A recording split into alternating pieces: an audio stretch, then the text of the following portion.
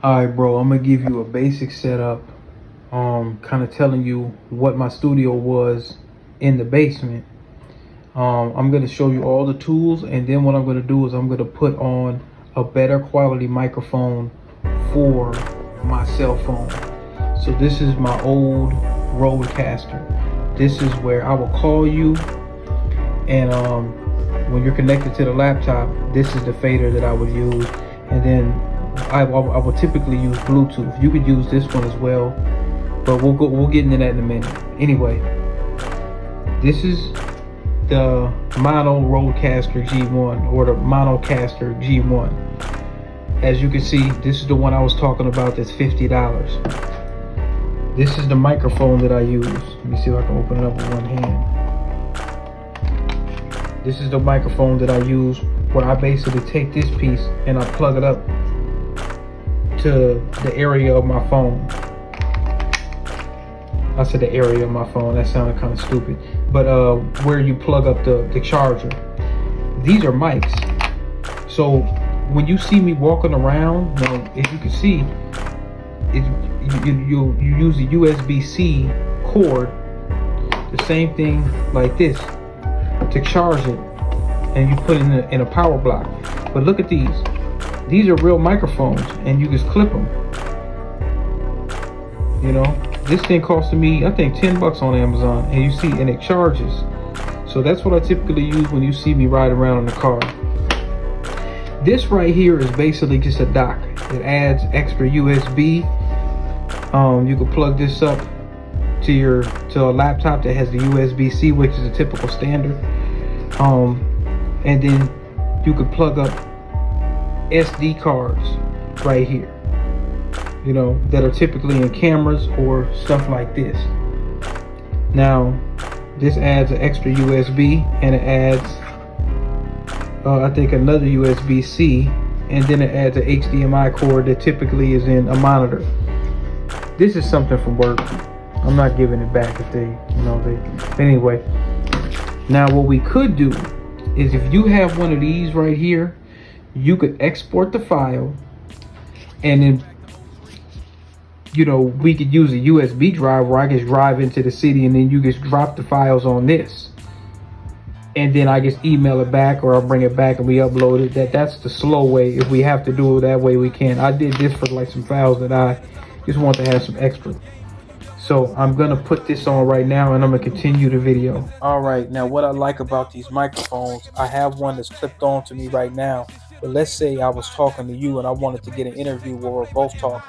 You could give somebody this, you could clip it on, and basically it will all record the same thing. So as you can see, I'm talking on this, it's recording on both. So I'll just sit that down. All right, let's get into the nuts and bolts of this. This is my old Rodecaster. This is where all the magic would happen. So what I would do, as you can see, let's turn this around. I'm gonna try to explain everything. As you can see, there's an output 1, 2, 3, and 4 for 4 headphones. So you can just plug the little mini jack into here. This is like one of them old stereo joints. You see? All right. Right here, if you want to directly connect to a phone, you can. But typically I use Bluetooth. This left and right, that's for like if you want speakers. The people don't typically do it, but they can. You know what that is? That's the power button. This is the power. This connects to your laptop. That USB-C standard I was telling you about, this is the chip. So if you press this in, let me see if I can just do it that way. It's a little chip. 128 gigs, man. It saves a lot. So you just press that in there. You hear that little click, and you know it's there. Be a little gentle with it, if you will. These are your XLR cables. They could go to guitars or microphones. Typically, people use them for microphones. So you, with this one, you could hold up to 4. So this acts as a mixer. It's a podcast machine. It's a mixer.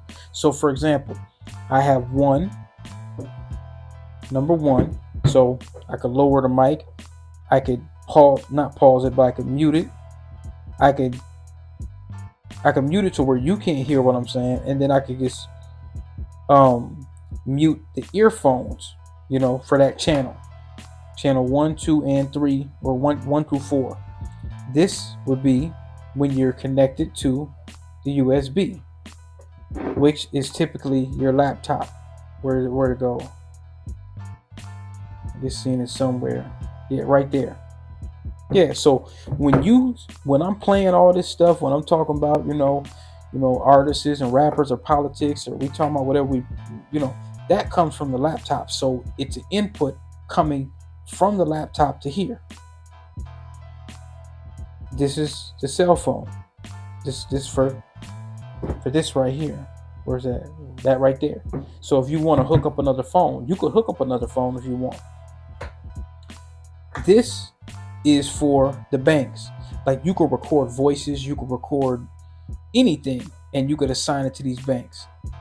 Of course, this goes for the 1, 2, 3, and 4. All of the microphones right here. That's what the volume is for there. That's the master volume. So it's very simple. You literally just plug a mic up to here, and you just press record, and it starts recording. That's it, literally. Now, I told y'all this thing has some technical issues, so I haven't been using it in a couple months. I've had to use this.